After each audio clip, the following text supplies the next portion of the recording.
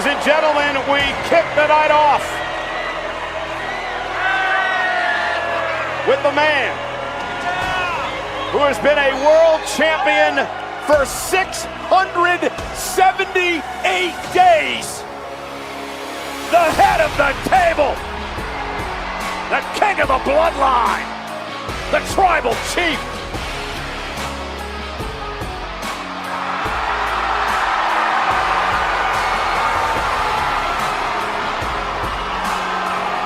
And a deafening ovation.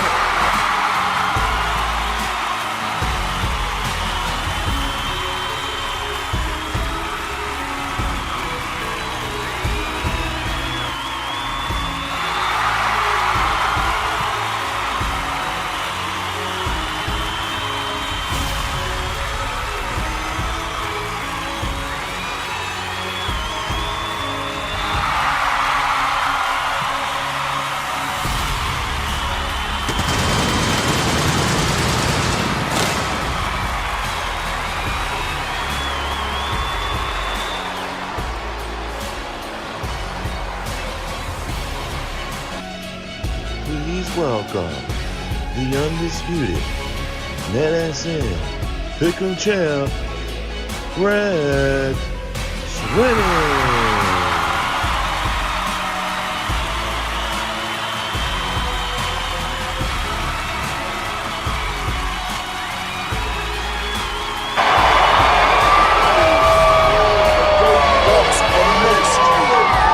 Yeah, the GOAT. He's the greatest of all time, and he could very well be.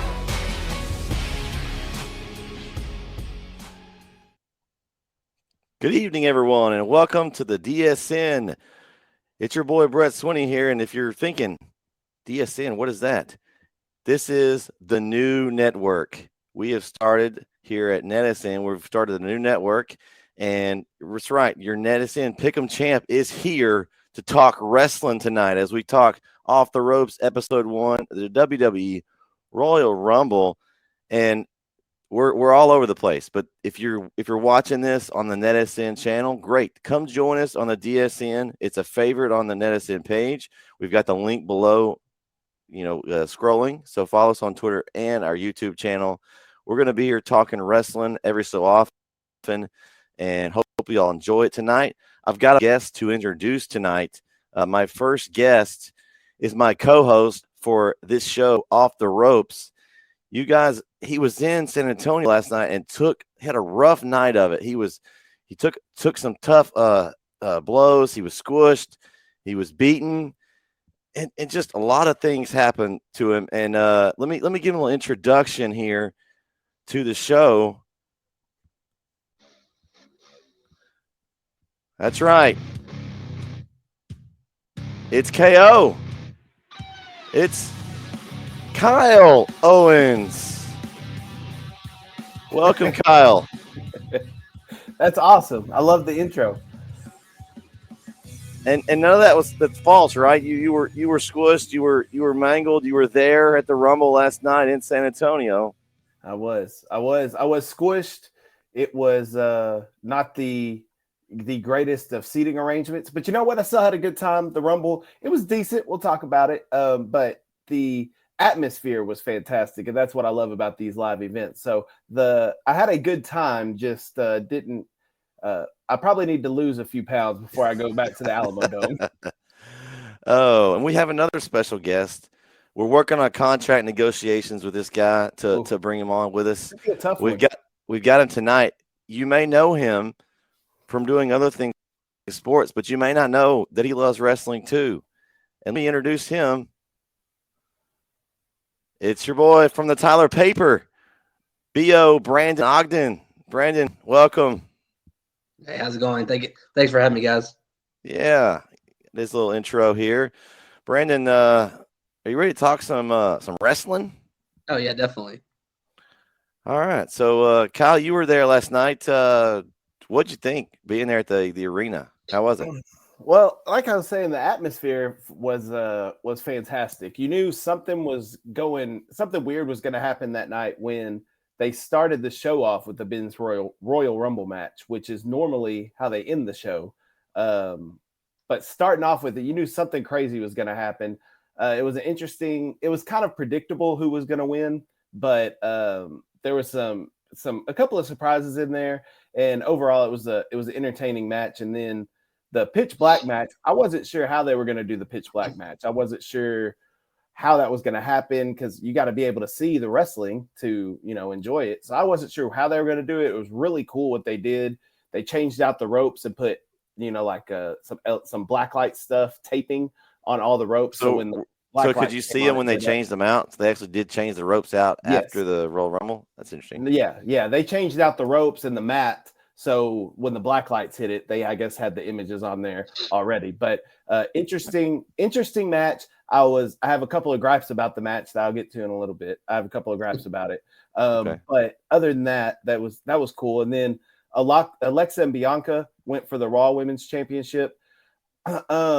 Gonna be honest with you, the vibe in the arena was kind of a bathroom break match, and I'm not trying to be disrespectful to the Raw Women's Champion because she could beat me up very badly. But it was just the heat wasn't there for that one. And then you had the Women's Rumble match, and then ended the night with KO and Roman and the exodus of Sami Zayn from the Bloodline, which I think is the best story in sports entertainment and wrestling going on right now. It is phenomenal. And there were grown men with tears in their eyes last night when Sami got beat out of the Bloodline. It was crazy. It was a crazy night. So overall, I think the show was okay. It wasn't one of the better Rumbles that WWE's put on, but the ending was magnificent. Chef's kiss to the ending. It was worth the trip then.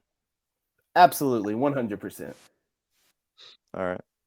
Well, let's start with that first Rumble match, Kyle, and talk about it a little bit. The Rumble match in general for me, there wasn't as many surprises as normal. You didn't have a lot of old wrestlers come back. Of course, you had Booker T. That was a good one, nostalgic. Speaking of that, Kyle, I've got some bones to pick with you about a certain spinner-rooney that you owe Hawkins at center court after they clinched the 5-peat. If you know what I mean there. I do. For those you don't know, we were covering Hawkins, and Kyle said if they won that 5th district championship in a row, he was going to do a spinner-rooney in the middle of the court. Yeah. So the way I look at it, if Booker T was able to get one revolution last night, I can surely get one revolution. Yeah, I was impressed. It was actually a pretty good one. Like he's been practicing a little bit. Yeah, he looked in fantastic shape for his age. Booker T looked fantastic, but I'm kind of with you. I was disappointed that was the only real surprise. Now Edge came back. Yeah, so that was a little bit coming back though. But the way they put it, I mean, it was like you put all the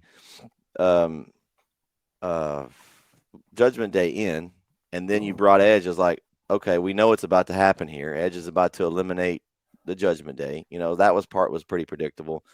I was impressed with Gunter though. Yeah, I mean he set a new Rumble record for the longest amount of time, and he's not a small man either. No, and so he was out there over an hour. I mean, that's a long time. Speaking of small men, where's Rey Mysterio? Okay, so Kyle, do you know this? Do you have an answer, or did you hear? I seriously don't know what happened with Rey Mysterio. Okay, so from what I heard was he was injured in the match at SmackDown Friday, and so they wrote him off by having Dominic take him out in the back. Oh, so that's what I heard. Oh, okay. Well, why didn't they just have somebody go in his place then? I don't know. Now it's not a 30-man Royal Rumble. Maybe it was last minute. Maybe it was last minute, and they just kind of had to make do. They weren't sure if he was going to be able to compete, and then But it was funny having Dominic come out with his mask on, and that was hilarious. I mean, it's still like I was hoping last night that story would develop because Ray says, "Hey, I'm not going to fight him," but they're going to have a match at Mania, and so he was hoping that would happen matriculate last night, and it still could because of how they did it, but. We'll just kind of see when he comes back and how they go forward. Well, I know with y'all have been, and Brandon, you were at Mania, so you know how at those big pay-per-view events, sometimes in the arena you don't know what's going on. Like you're at the mercy of what's in front of you. So everybody in our section were like, wait a second, where is Ray? Like more people kept coming out. And then when Edge came out, me and Jeremy thought, okay, Ray's going to come out with Edge to help Edge defeat Judgment Day. That's what we thought. So maybe Ray was coming out later, but Ray never showed up and they never said anything about him. So I was like, what happened with Ray? Well, even on the broadcast, they didn't ever mention it too much. That was the two things. They didn't ever come back to say where Ray was, and they never technically said that Kofi was eliminated. Yeah, I wondered that. That was weird too. I that thought was a weird here's what I thought was going to happen. Drew and I were watching it together. Drew watched it with me last night. I was at his house in Madisonville, and when he landed, his leg was up. He was on the chair, and his leg was up, and it wasn't touching the floor. So we thought, oh, here in a minute, Kofi's going to like scoot over on the chair and get back in the ring. I wonder though if he got hurt, because that was a weird fall, and it I don't know, it didn't look natural. Like, okay, his leg was up, but was it up really, or did they move it up after he was off camera? So I kind of wondered that. The other one I thought was a weird elimination was the what's his name from Phantasma? The guy with Phantasma. Santos? Yeah, he hit his head on the ring like hard, and they take you off camera so you couldn't see it, but look, his neck snapped back when he hit the side of the ring, so that it looked really nasty to me. I kept waiting for the X to be thrown up. I never saw any, but they didn't really go back over there. That was an elimination. I thought, ooh, that was nasty. It wasn't meant to be like that. There was a couple that we were confused about in the stands, like the that Kofi one was weird because on the screen it didn't show him I think Gunther threw him off. It didn't show him getting thrown off the ring. It just showed him landing in the chair and the chair falling.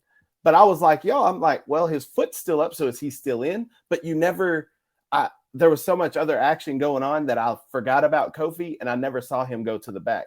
I also didn't realize, I thought we had our final four set until Logan Paul jumped back in the ring. I thought Logan Paul had been eliminated the whole time, but that spot with Ricochet, which by the way was absolutely amazing. That spot with Ricochet, they showed it on TV like 4 or 5 times, and it was just incredible the way they showed it collided. on Sports Center last night. It made Sports Center. Man. Yeah. Well, that was wild. And just by going online here, they did give the elimination to Gunther. Kingston was the 4th person out. Yeah. So he eliminated both members of New Day.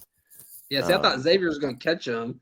And then the next person out was Brock. So I thought he went over there. I thought he was going to do something. So.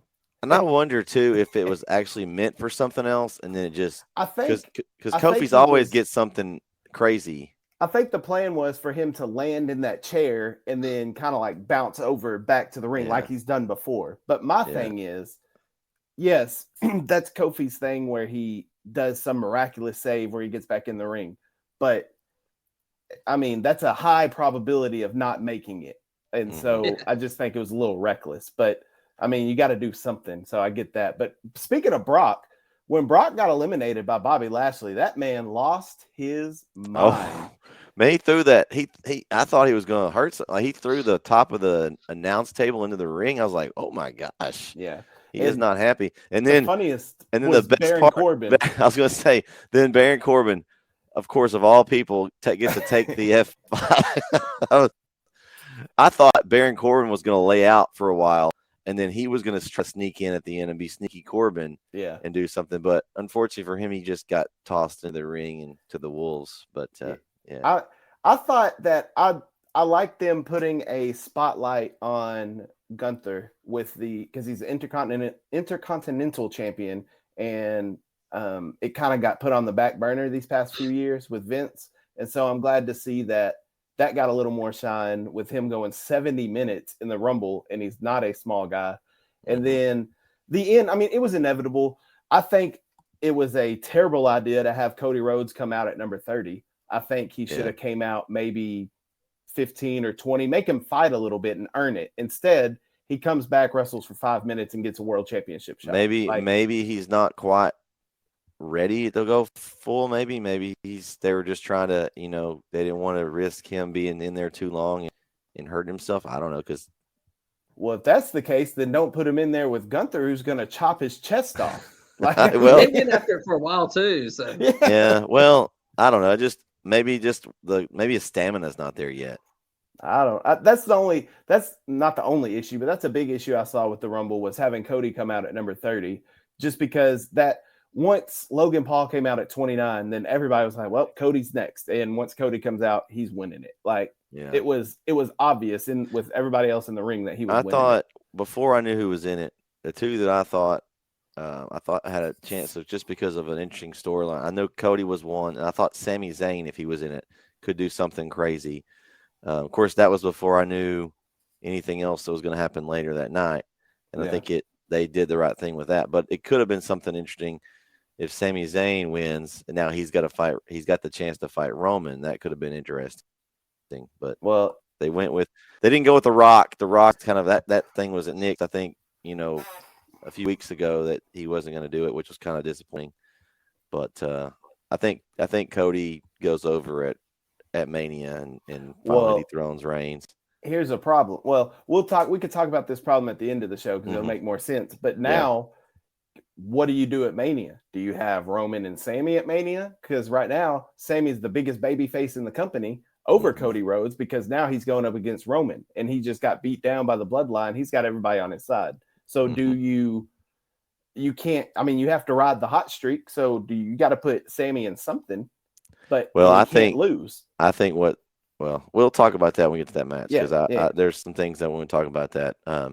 But let's see, just kind of going down this list of entrants, I didn't see anybody that was really surprised. I think Lesnar was a little surprising. I really didn't know if he was going to be in the Rumble. They announced him on Friday. Friday night he said, yeah.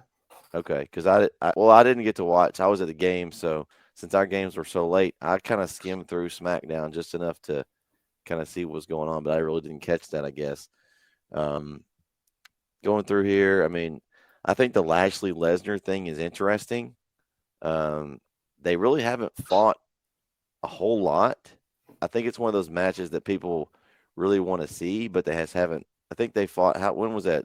It was not too long ago, but then before then, it has been like 10, 15 years. I think they fought a couple of times last year. Yeah, at a couple of pay-per-views. I still think with those two could tear the house down with something. I think that could be something that's really interesting. What do you do with someone like Seth Rollins? I don't know. I don't.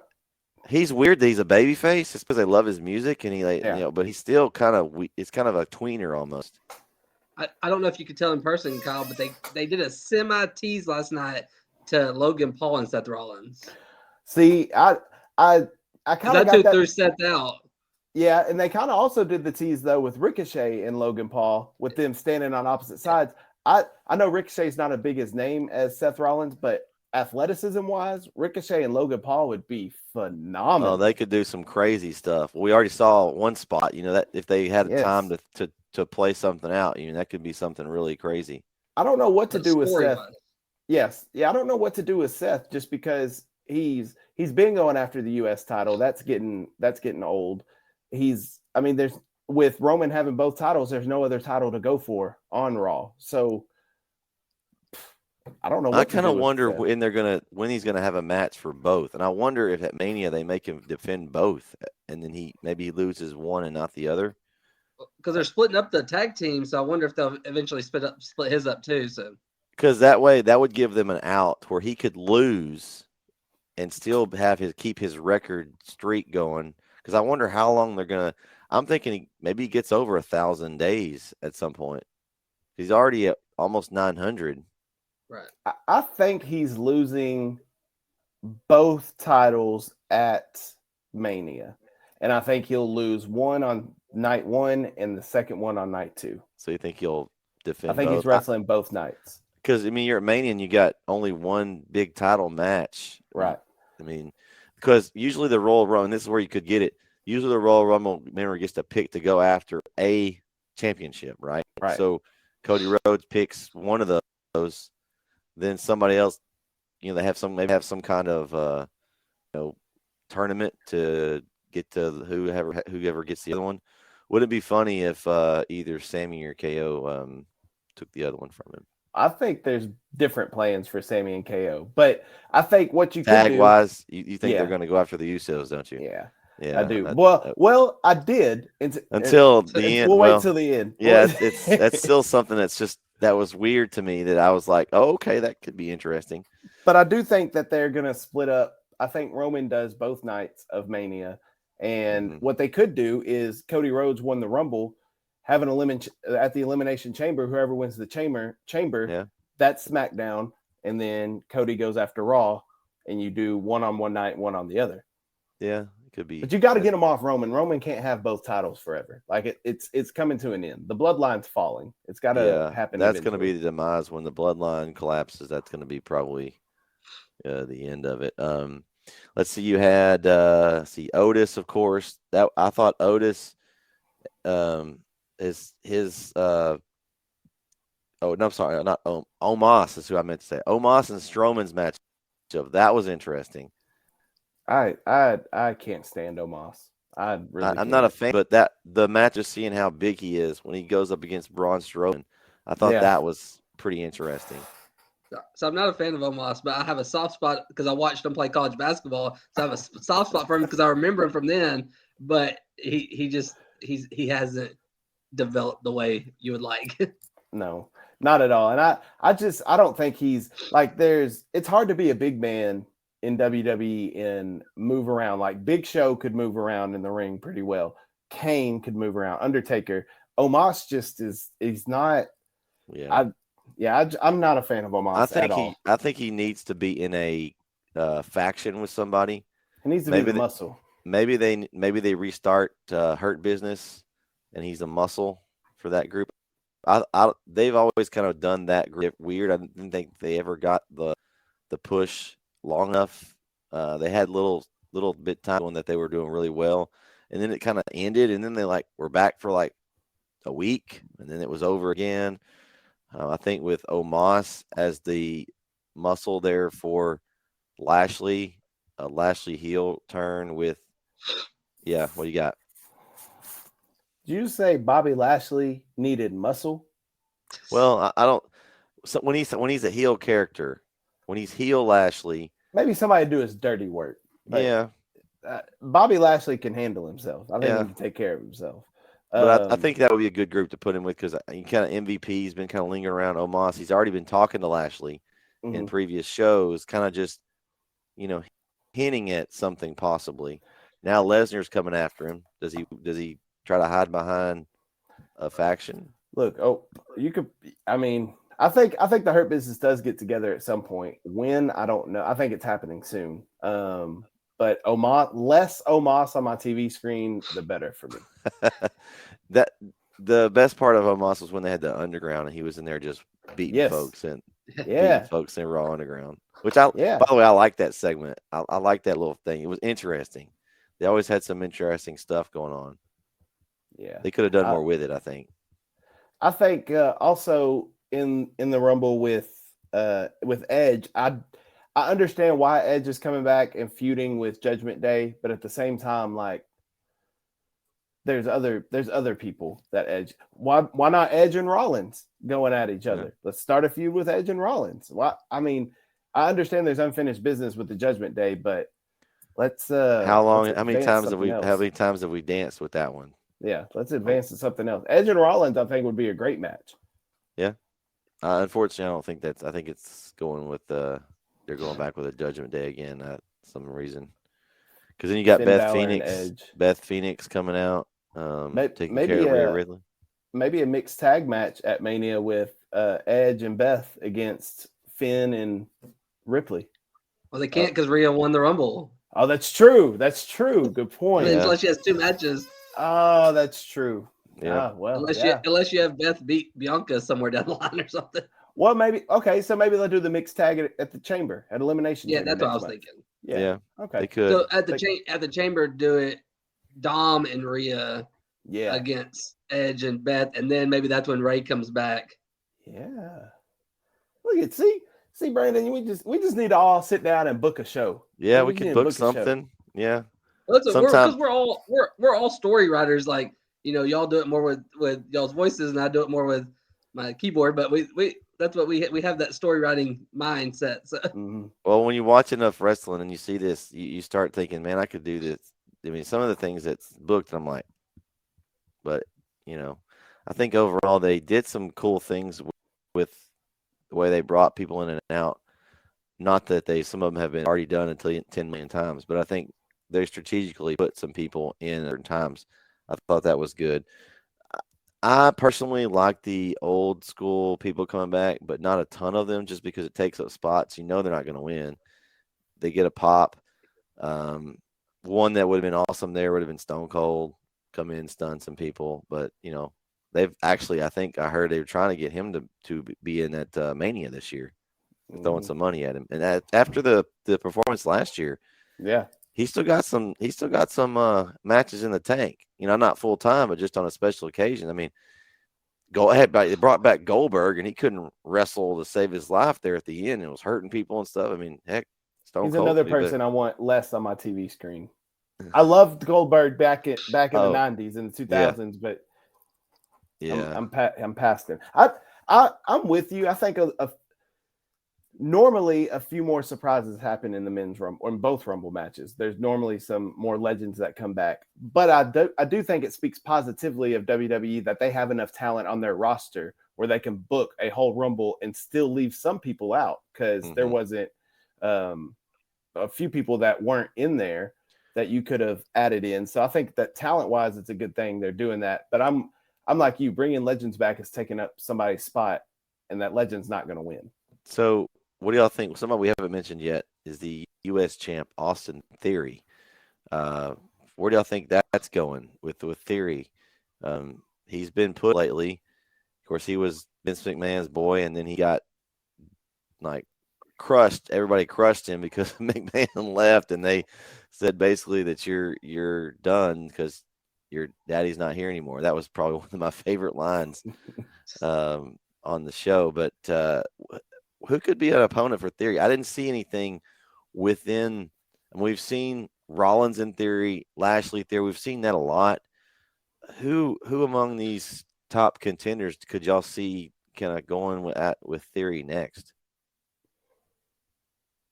I mean, you always go back to AJ Styles when he comes back. I mean, he wasn't there last night, so I don't know where when he's coming back. He's injured, so I don't know. Broke his ankle. Yeah, I just didn't know how long. Yeah, we don't know how long. So I don't either.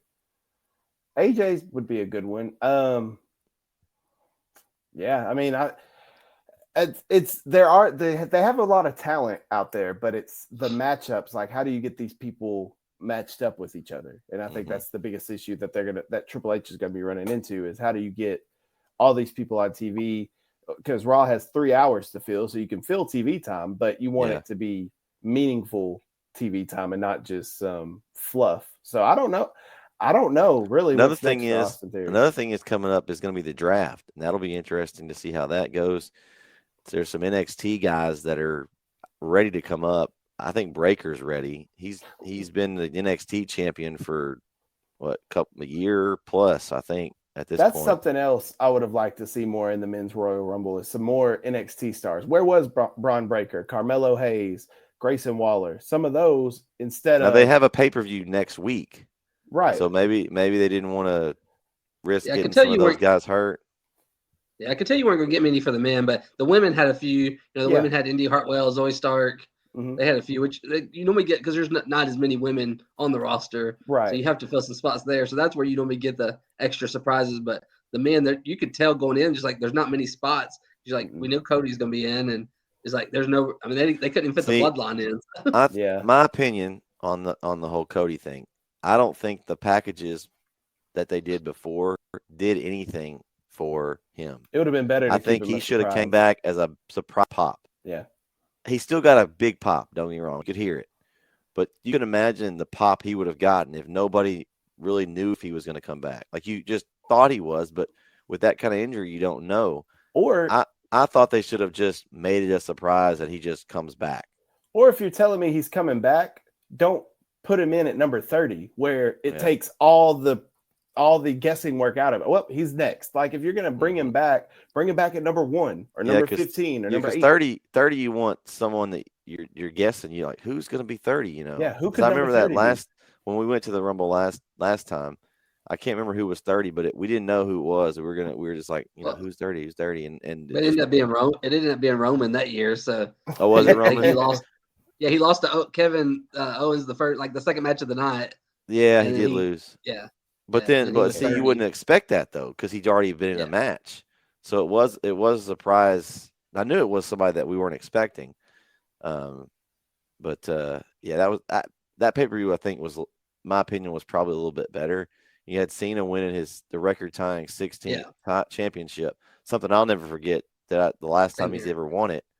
I don't know if he'll ever get that 17. I wish he would. I think he deserves it as much as he's done for the WWE. I think he deserves the 17th. At least some kind of run with it at some point. I don't know if he'll ever get it because he's so busy in the movie industry and stuff now. But he can still go. We saw on New Year's Eve show there. I mean, obviously he can still go. So I don't know that I think that to me, the ending was great, like Kyle said, but overall I think it was a little, because I kind of was late to get out home. We were trying to eat and had my nephew's birthday party and stuff. And I was like, ooh, I wonder what match I'll miss. So I tuned in just seeing, I was like, all right, it's going to be Gunther versus Sheamus. And I was like, okay, I don't remember that match being announced, but then I didn't see I didn't hear the talk about the Royal Rumble. I just tuned in and Gunther was in the ring and the Sheamus came up. Okay. And then they started the count and I'm like, this is the Rumble already? Wait, you can't start this yet. I wasn't going to be able to. Thankfully, my brother had it paused when we got to his house. He had Peacock, so it paused. So, but yeah, I think overall the Rumble, again, it was pretty predictable for me. I think it was had some good spots. Logan Paul showing up was kind of interesting. Booker T. I would give the overall maybe like a B for a Rumble. I mean, I think it could have been better, but I've definitely seen worse. Yeah. The Logan Paul was kind of a surprise because reports were that at the Saudi show that he tore his knee. So I didn't expect him to be back for the Rumble. You sure didn't expect him to see jumping off a rope colliding midair into somebody. No. So that was a surprise. My other issue with the Rumble is the entryway, like the mile entryway. Like by the time, so the buzzer goes off, music hits, and the person walks out. By the time they get to the ring, there's like 20 seconds left before the countdown starts again. Like, give me some time to breathe. Cut down. It doesn't need to be a mile long. Like you could cut it down a little bit. I think the problem is when you have those big stadiums, though, you have to put the ring somewhere, and so yeah. So Brett, do you remember how like last time when it was in San Antonio, it wasn't as long as it was this time, and they still had the big guys like Big E, Braun. I think Mark Henry might have been in that one. The big guys in that one, they brought them in on scooters. Yeah, it was. I think it was a straight shot last time, if I remember correctly. It was. Yeah, it wasn't coming from the side. I was actually on the. It was a crazy thing that happened, but I ended up in the aisleway. Oh, after it was. Yeah, it was. That's another story for another day. But it ended up right there at the aisleway, and so I got to see. But yeah, they brought the big guys on scooters. Like Big Show, Big E, Braun Strowman, and them, they had them on these like little fast scooters. Man, that's why I told Jeremy. I said, with as long as this entrance is, Roman Reigns' entrance will last 10 minutes, taking him 10 minutes to get to the ring. And it really did. I was recording. I was like, all right, bro, I'm not recording all this. Is going to take up all the space. Yeah, I did last time. Too. I recorded every entrance on the Rumble last time on my phone. I still have all those entrance videos. That's what I did. Yeah. Yeah, so it's just fun to have that because I was trying to go back and remember. I never remembered who all was in and stuff, and I recorded like Cena's celebration and stuff like that. So it's like the last one I went to was when Edge came back. So yeah, I think Cody Rhodes is the right winner. I think it was the right winner. I just hate how predictable it was. Like it could have, they could have put him in at a different spot and came to the same outcome. But I do think he was the right winner, and it brings up some interesting points about what could happen at Mania now with Roman. Yep. All right. Any other thoughts on that before we move on? Not on the men's Rumble. All right, we'll go to the next match. It's Bray Wyatt, LA Knight, and Kyle, you kind of gave us some overviews of the ring from the TV perspective. I don't know, Brandon. I'm sure will agree with me. I thought it looked really cool. Like the LA Knight's outfit was perfect with the neon yellow. You could see him. I thought it was cool too.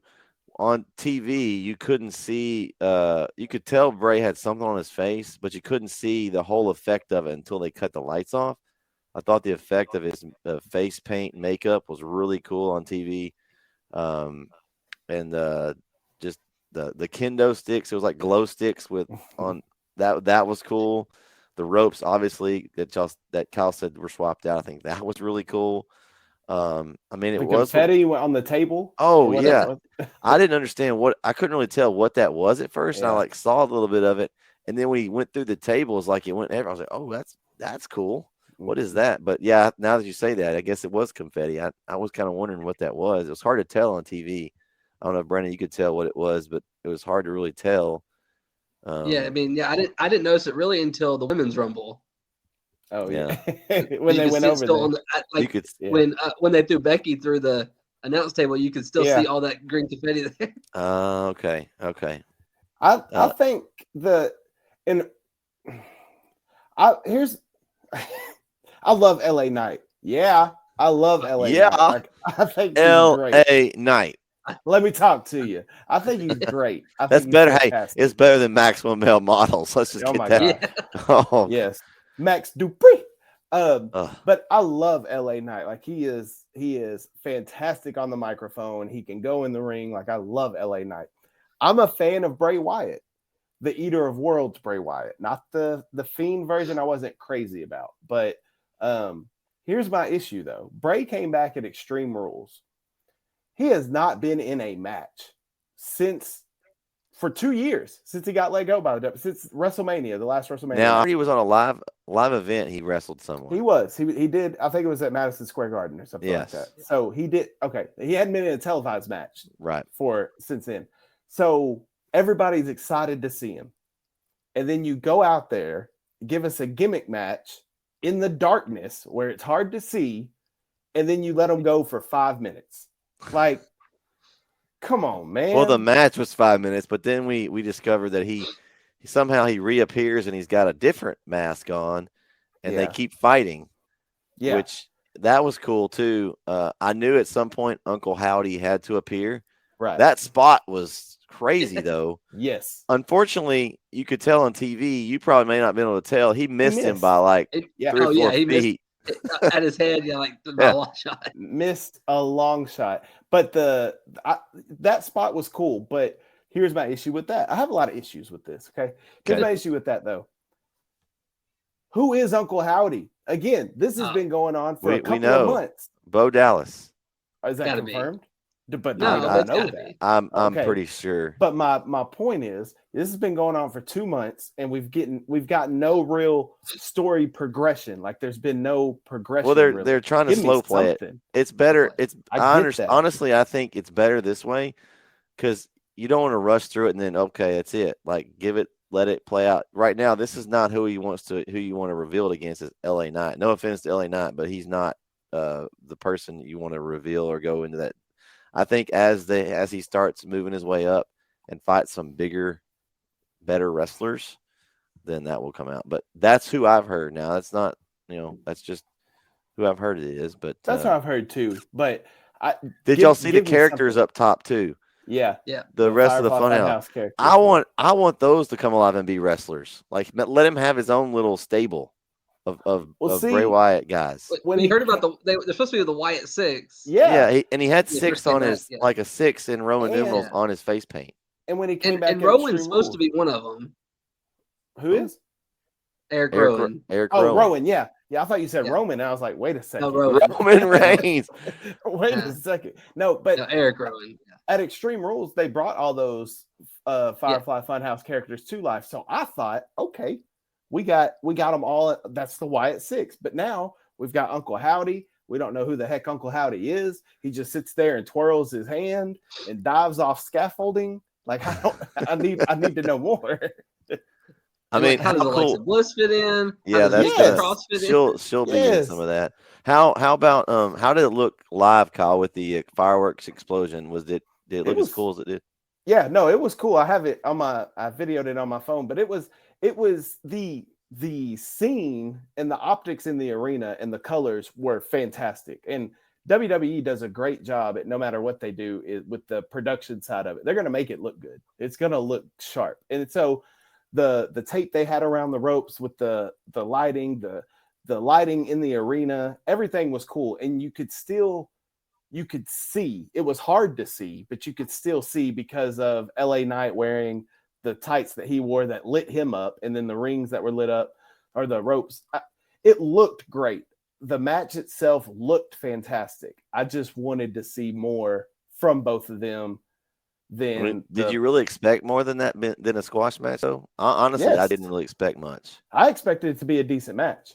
I mean, a decent match, but I just figured it was going to be a squash. They were going to beat each other up. Then Bray was going to just. Now, I didn't expect the aftermath. I figured Uncle Howdy would be somewhere in the ring, but I didn't see him jumping off a scaffold on the top. I didn't see that coming. I didn't see Uncle Howdy helping Bray since we just saw him give him a Sister Abigail a couple weeks ago. Yeah. So Well, I didn't think his deal is he's helping turn him back into the Bray Wyatt of old. Yeah. And so that was his job. And so now after the match, crazy on LA Knight, which is what he wanted. So now I think he's realigned himself with Uncle Howdy at this point. I think I'd have to give it like a B-, maybe a C+ on the match. Just from my opinion, because it wasn't what maybe I had too high of a bar, but I just wanted more because I know how LA Knight can go and I know how Bray Wyatt can go. And I just wanted to see them actually go after it and not in a gimmick match. But yeah. I mean, that's a pretty fair grade. I mean, I'm probably around the same thing. I mean, but honestly, I didn't expect too much. I think the actual match is that, but I think the aftermath, I give it an A. The aftermath, kind of the storytelling part of it, it kind of progressed the storytelling. Now we got Uncle Howdy actually doing something to someone else besides Bray Wyatt. Now he's interacting with someone else. Now I wonder now, do they continue with LA Knight for another pay-per-view, or are they going to go somewhere else with this? Well, I guess we'll just have to see. Who knows? This is the hardest thing in the elimination chamber, but yeah. Because I kind of thought at some point it was going to be Uncle Howdy versus Bray Wyatt, but now I don't know. More LA Knight on my television. Yeah. I wish they'd use him a little bit better. When he was at Impact, they used him. He's very entertaining on the mic. Mm-hmm. And so I think they could use him a little bit better. Maybe a mid-card title run or something for LA Knight wouldn't be a bad thing. Yeah, I like it. So, okay. Well, the next match, if y'all are done with that one, I think that was pretty much gone all the way over that match. But the next one's going to be the Raw Women's Championship match. And that's Bianca Belair versus Alexa Bliss. Now, this has got some interesting storytelling lines. The match overall for me, Kyle talked about it being the restroom break match. I almost fell asleep. Nobody thought Alexa Bliss was going to win. I mean, I didn't. I thought the only shred of chance she would win is if maybe Uncle Howdy comes out, distracts, some kind of gimmicky possible win for her. But I thought the chances of that were very slim before the match. They did kind of, at the end, kind of grow her character building, the storyline with Uncle Howdy and kind of the whole Wyatt interaction there. So that was cool. I thought that was interesting. But I thought the match was kind of forgettable, honestly, overall. What'd y'all think? Yeah, I agree. Yeah, I agree. I mean, it was quick. I was like, and you knew they had to play some catch up, but I was like, that was really quick. Yeah. Like you said, Alexa's not a believable opponent for Bianca Belair. So you knew going into it. The story to me was what was going to happen after the match. It wasn't so much the match, it was what was going to happen afterwards. But again, more questions than answers. That's always a good thing to me. When you have more questions, that's going to say, okay, I've got to tune in now and see what happens. But I need something. Give me something like a little piece of bread to keep coming back. You got to find out. The bread's available on Raw tomorrow night, Kyle. And I know it will be, but it was in the arena. I don't know how it looked on TV, but in the arena, it was super weird because they showed Alexa was just sitting there with the spotlight on her. And then they were showing the video on the screen of the playground and images of her and Uncle Howdy talking. And then the Uncle Howdy video cut off, the lights went dark, and an Applebee's commercial started playing, and Alexa hopped out of the ring. So it was like, that's it? Like that? What? Applebee's. So, I mean, the countdown clock was sponsored by Applebee's this year. Okay. But it was a weird transition. So it was a weird ending to a really forgettable match. I'm giving it a D. I wasn't impressed. I love Bianca. Alexa's just not believable. And I think Rhea picks Bianca, and it's Rhea and Bianca at Mania for the Raw Women's Championship. Okay. That's my prediction. I don't have anything else to say about Alexa and Bianca. It was I agree. I don't know if maybe a C- at most. But yeah, I think you're right on the mark there. And the only reason I give it that because the storyline aspect, it did progress it a little bit with Alexa Bliss. Again, we'll see what happens with Bianca. It could definitely will be Rhea Ripley. That would be a physical specimen of a match. Both women are very athletic, very strong. It could be some very good spots there.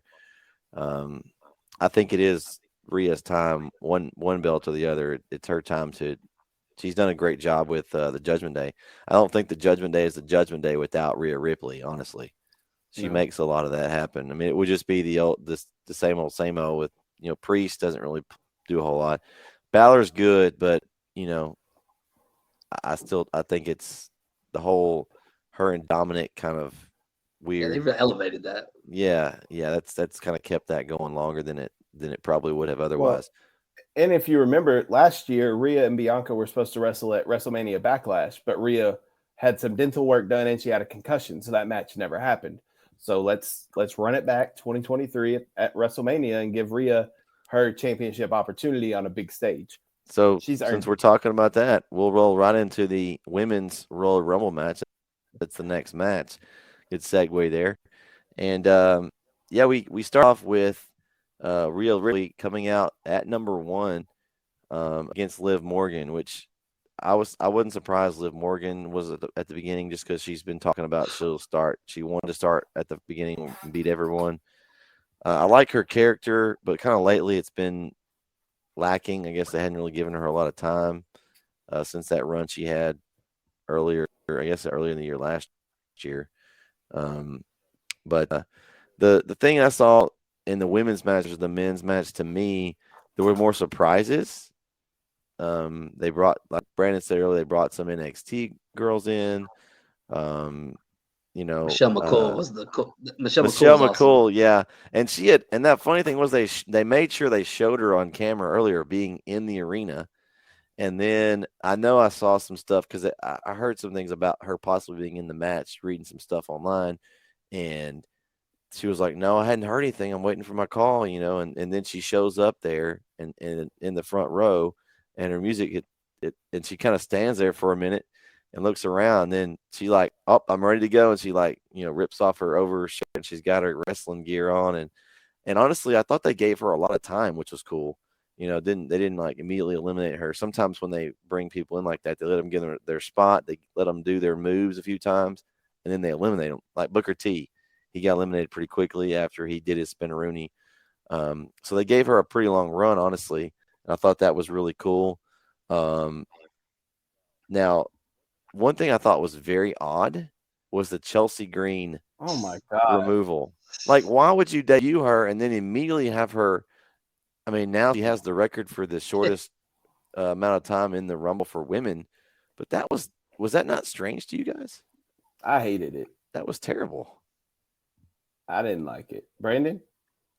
I thought it was weird. I've never been a huge Chelsea Green person, but I still like, if you're gonna bring her back, keep her in longer than 5 seconds. Yeah, if you're gonna debut her at the Rumble, let her. If you're debuting her after she's been off TV, or not off TV, but off WWE TV for a year and a half, 2 years, let her get an elimination or something, or at least stay in a little longer. Are you trying to push women on the card? Like, give her now. She looks like she's a squash match candidate. Yeah, now I'm not taking her seriously for any kind of title, because you got eliminated in 2 seconds in Rumble. Yeah, I just thought that. But Liv used to hold that record, so I think I thought that was strange. I think it's cool to have Chelsea Green back.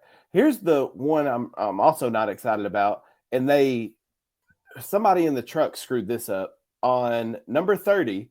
We're waiting for number 30, and they were supposed to start the countdown, and Nia Jax's music hits, and you're like, what? And then they started the countdown after the music. You scrap the countdown. We already know who it is. That one was surprising as well.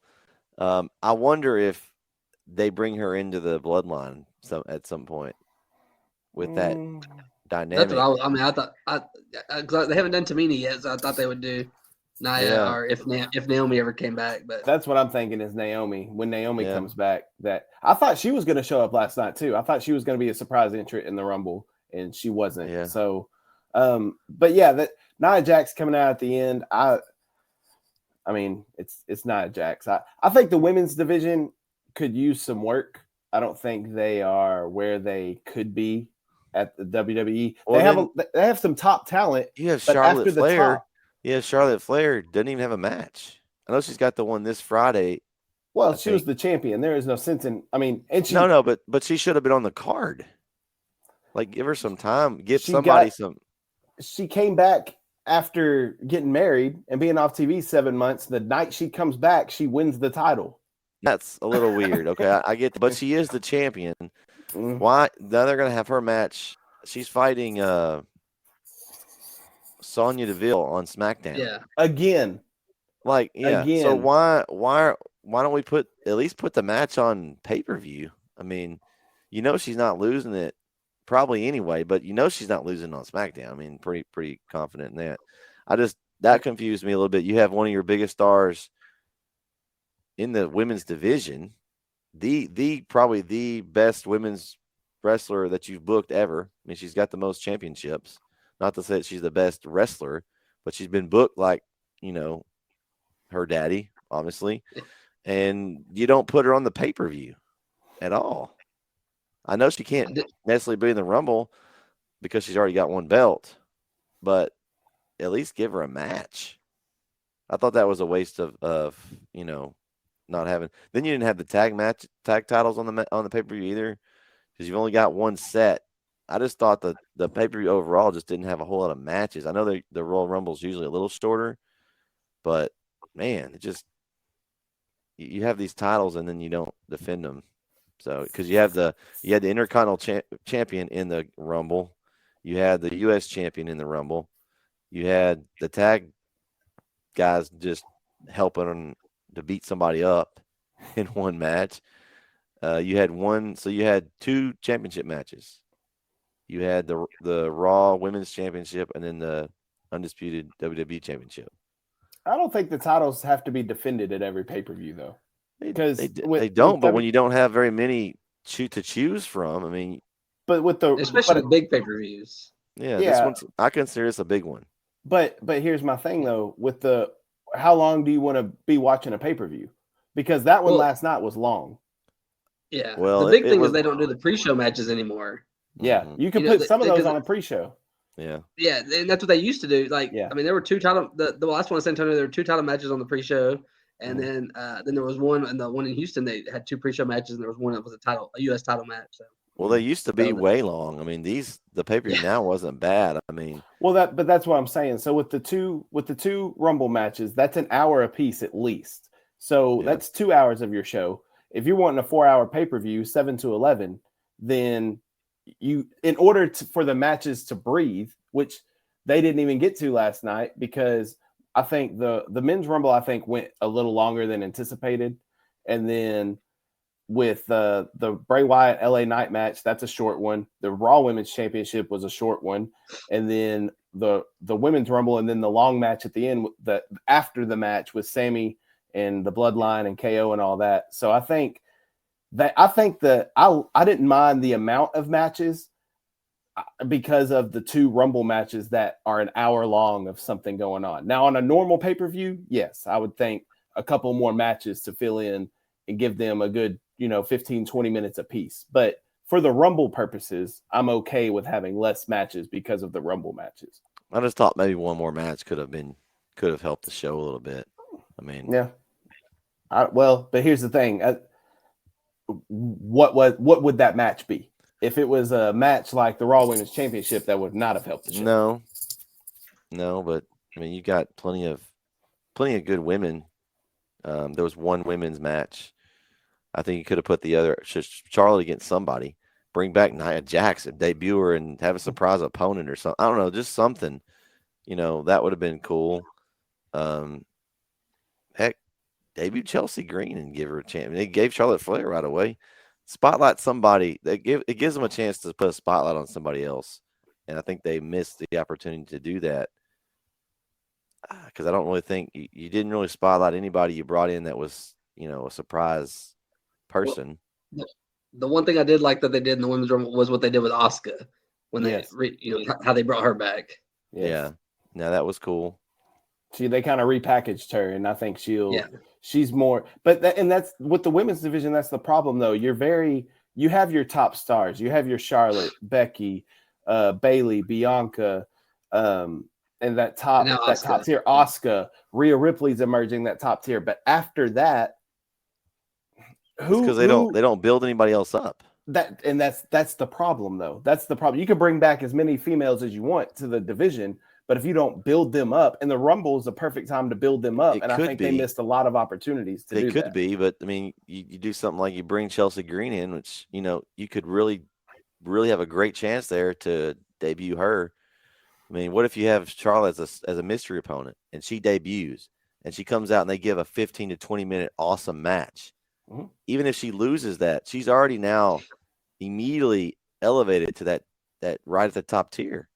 You have a chance to do that, and then you put her in the Rumble and you eliminate her in 3 seconds or however long. Yeah, I just don't understand. So that's what I was about to say. Is you with the complete opposite? You could have made her look good by doing what you said, but instead you brought her in the Rumble, debuted her at the Rumble for a 2-second out. Like, what's the point in even coming back? I thought also that her boyfriend Matt Cardona, they married. I thought he was coming back. Woo, woo, woo. I thought he was coming back. It. But if he comes back, I don't want him to come back as Zack Ryder. I don't either. Yeah, I want him to come back. I want him to come back as Matt Cardona. I read somewhere where he has trademarked Zack Ryder.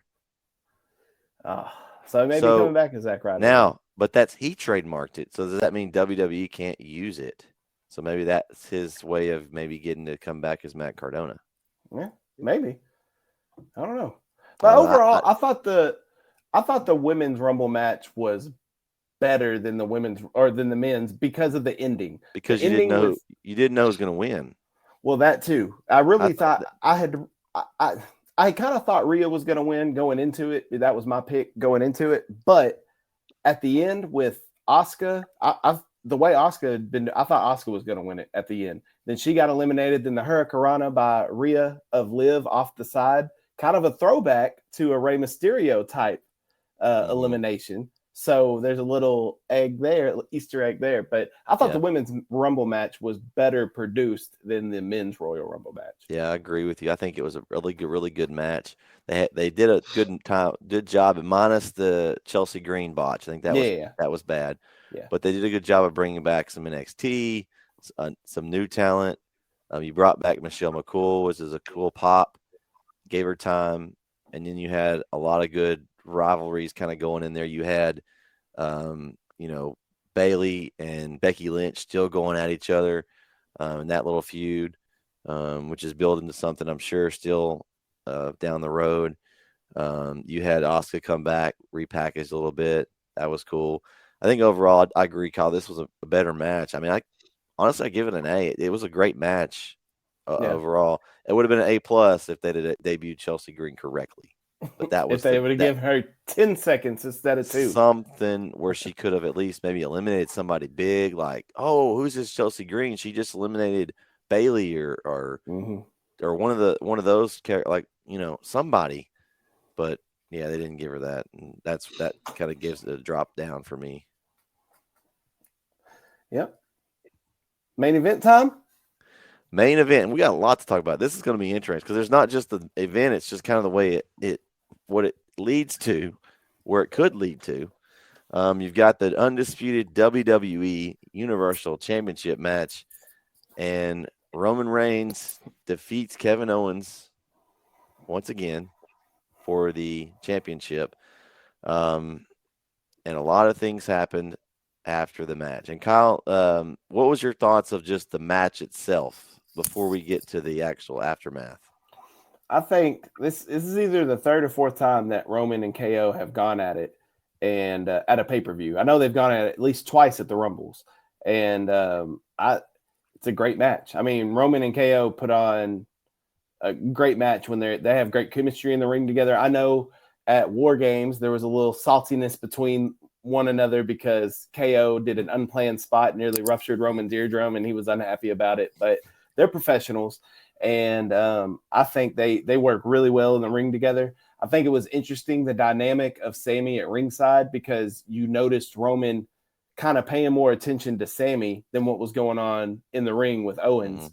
And so it was an his interesting facial expressions dynamic. on TV were cool. I don't know if Brandon probably enjoyed them too, but it was really cool that, it was like after every spot, you couldn't tell if he was like stressed for Roman or like what he was going to do to Kevin.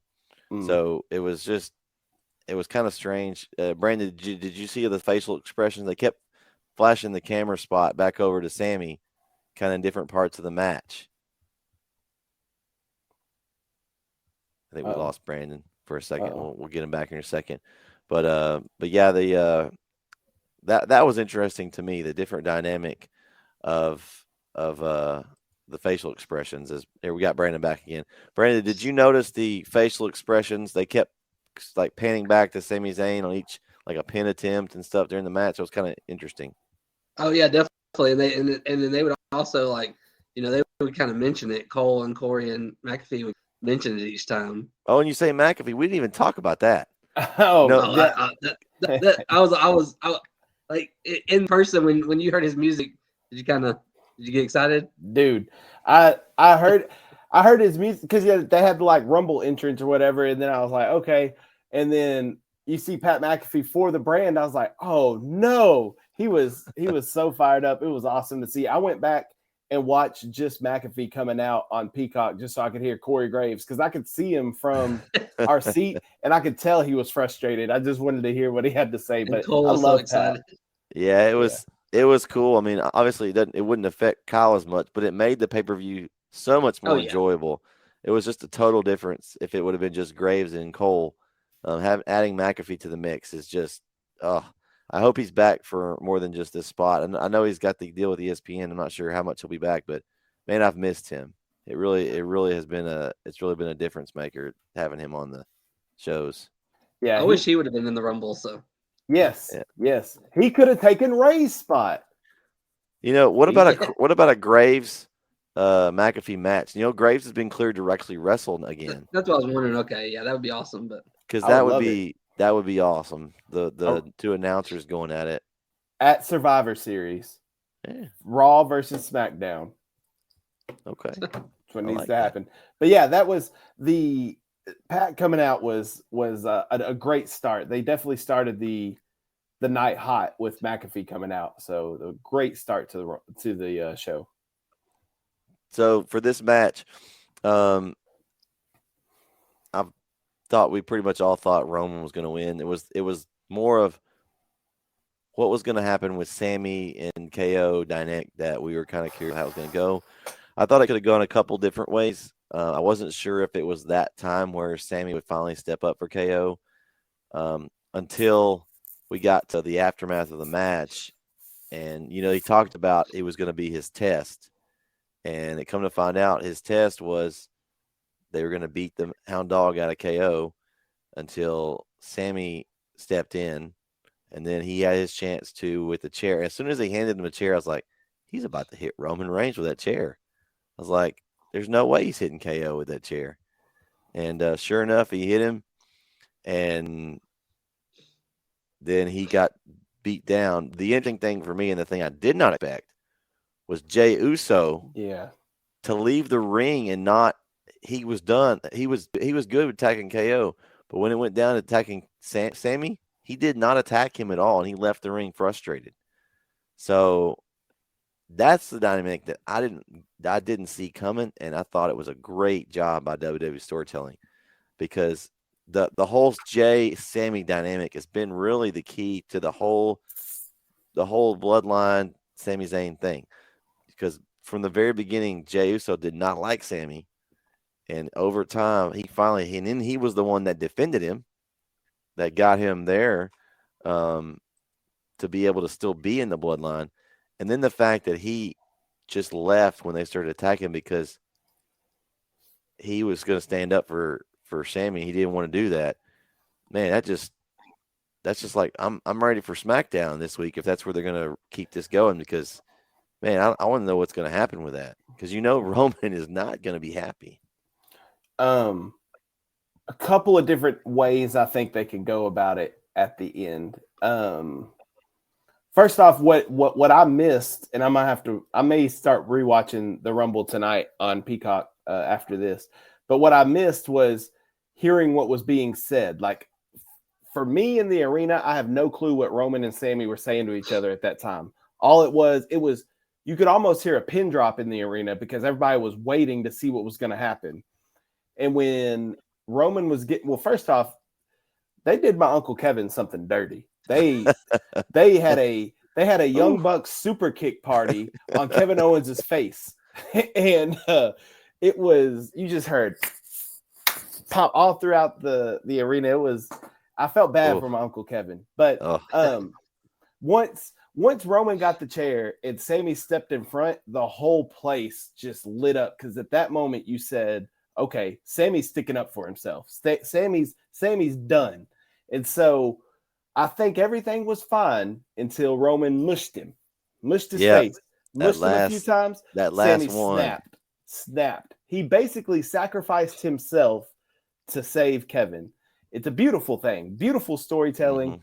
Mm-hmm. I was really surprised about Jey too, but I think Jey, yes, at the start Jey could not stand Sammy, didn't trust him. But they're dogs now. They're dogs with the handshakes. They're dogs now.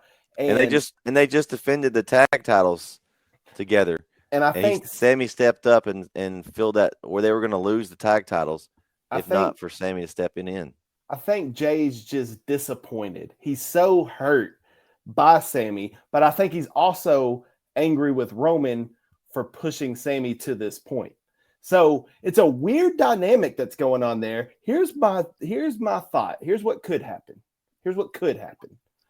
You could have Roman, Solo, and Jimmy on one side, with Jey, Sammy, and KO on the other side. You could do that match at Chamber.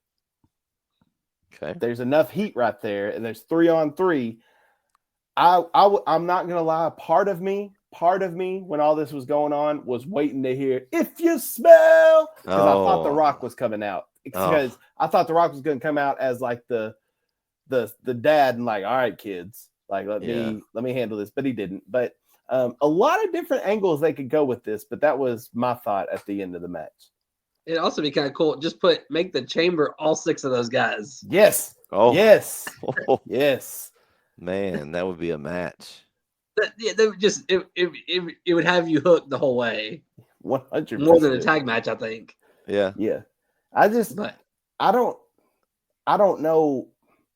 I can't think of a better storyline that WWE's had probably since the Yes Movement with Daniel Bryan. Like that organic, just Daniel Bryan got hot and the crowd got behind him. Well, the crowd is fully behind Sami Zayn now. I don't know if y'all heard it on Peacock. I don't know if they edited it out or not. A chant that everybody F you Roman. Yeah, okay. Chant. I was making sure. Okay. You could hear All it. right. I didn't know if because it was really loud when 50,000 people were saying it. But I didn't know how Peacock was going to handle that. Roman's been on this, like, yes, he's a heel, but people love him. Like, I have head of the table and acknowledge me shirts. I'm a big Roman fan. And a lot of it was because of Sammy. A lot of it. What? See, Oh, he's got Brandon's got. I love Roman. I had a We the One shirt on last night. Like, I love the bloodline, but you know you're doing your job right when you can get 50,000 people to absolutely despise you for beating up somebody. And so I think this positions Sammy at the top of the card on the babyface side, even above Cody, even though Cody just won the Rumble. I don't see a way you can go to Mania without having Sammy beat Roman for the titles. I don't know how you do it with as hot as he is. Yeah, I don't know, but then again, we also talked about how's the Usos with the tag titles going to fit into that. Now you've got them not on the same page. Mm-hmm. Do you see them maybe having to defend the titles and they're not together 100%, and that's why they lose the titles? They lose the tag team titles that way. These titles are going to come off the bloodline at some point, and when they do come off, the bloodline's going to collapse. I just don't know when it's going to happen, and I don't know if it's going to happen all at once. Like, is it all going to happen at Mania, or is it going to trickle off? I could see the tags happening first because of this whole thing. They happened before, and then the final straw on the camel's back is at Mania when Roman loses his. And that just kind of – because now that everything's collapsed, he doesn't have that strong backing.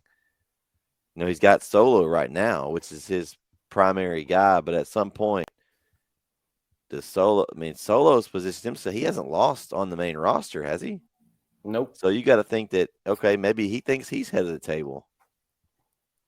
Well, I was really hoping they were going to have that acknowledgement ceremony with the Anoa'i family in attendance. I was really hoping for that. That was going to be interesting. But the trial of Sami Zayn was fantastic television. And that was the whole thing behind that was when The Rock was going to be a part. When they couldn't get The Rock, they changed it, I think. I'm not counting out The Rock just yet. I'm not counting. It's in Hollywood. I mean, he said his excuse is he's not ring ready. Well, have you seen The Rock lately? I'm pretty sure he can go in the ring. Yeah, he's pretty big guy. Yeah, but I think it was I think the ending was almost cinematic, like a movie ending, and I can't wait. I doubt they'll do anything about it tomorrow on Raw, just because Roman never shows up on Raw. So I doubt they do anything with it on Raw, but SmackDown on Friday should be. Do you think that may not be the Roman part of it, but possibly Sammy and KO show up at Raw, or you think they're out for a while after this? Because they did take a beating. Knocked them off television. Do you sell it? Do you sell that for a while and then make it a bigger pop when they return? You let the bloodlines figure their whole thing out first. I think you can't show up tomorrow because then it's like the beating wasn't that bad. I think if they show up, they have to show up Friday. I don't think you can show up tomorrow. I think they get tomorrow off. Yeah. It'll be interesting to see, though. Yeah. Overall, though, I mean, the show was okay. The ending saved a lot of it. Without that ending, if we just had a normal ending and it went off air, I would probably give it a thumbs down pay-per-view. But the ending saved everything for me. It's what we've been waiting for the last only 6 months or so. You knew it was going to happen at some point. We just didn't know when. Well, y'all got any Brandon, you got any final thoughts about the overall pay-per-view? I mean, I enjoyed it. I mean, it wasn't like Kyle said, it wasn't the best Royal Rumble show overall, but it was good, and the ending was incredible, and it left you, because even when it was over, you still didn't know, like, is it over? Like, you're waiting for something like, is Jay gonna come back out, or is somebody's music gonna hit? Because it just, you didn't know, and then it ended, but it was a great ending, and it was a good show overall. All right. Well, I'd like to thank everyone for tuning in tonight to our first ever episode of Off the Ropes. We're going to try to do these after pay-per-views and such. We'll when we decide our next one, we'll get that scheduled out. Make sure you go to our YouTube channel, youtube.com/@disrespectsn. Follow us on Twitter @disrespectsn. That's where you'll find some information about our new channel, the DSN, the Disrespect Sports Network. You never know what's going to happen here on the Disrespect Sports Network. This is just our first of many shows that we'll be having here. But the Off the Ropes, I'm excited about it, guys. It's going to be a lot of fun and it's good times. I just looked. Did you know we only have 3 weeks till the chamber? Ooh. Like When is it? February 18th. So we I have wonder if 3 they'll do weeks. something in March this year. Yeah, I don't know. I don't know, but only 3 weeks till the chamber, so it's going to be a quick turnaround, which worries me because a lot of these same storylines we saw in the Rumble, some of them may be wrapping up at the chamber time, so maybe we could start something new by Mania. I don't know. Yeah, but yeah, so February 18th is the chamber. Okay, and we're going to normally probably do these shows like after a pay-per-view. So we'll have them set, for 10:30 whenever pay-per-view we normally would end, and we'll go on after the show. That way it's kind of more fresh on our minds and such. But since Kyle went to the show, I mean, gosh, hey, I could have done it in the hotel room. We could have, but it just wouldn't have been, it'd been a little more difficult. We're gonna try to get these things where we are after the show though, and so it should be fun. It should be a lot of fun. Well, it's good that most of the shows now are on Saturdays, except the Mania is going to be 2 nights, but yeah. Yeah. Well, it may be a 2-episode thing, or we might have to just do it one after the last. I don't know. We'll figure that out. But I appreciate everyone joining us. Brandon, thanks for coming. We'll negotiate your contract, see if we can get get the right level of years and things on your deal, and see if we can have you back. Sounds good. Thanks for having me. This was fun. Yep. That's going to wrap up this first edition of Off the Ropes. For Kyle Brandon, I'm Bret. We'll catch you next time right here on DSN. Good night, everyone.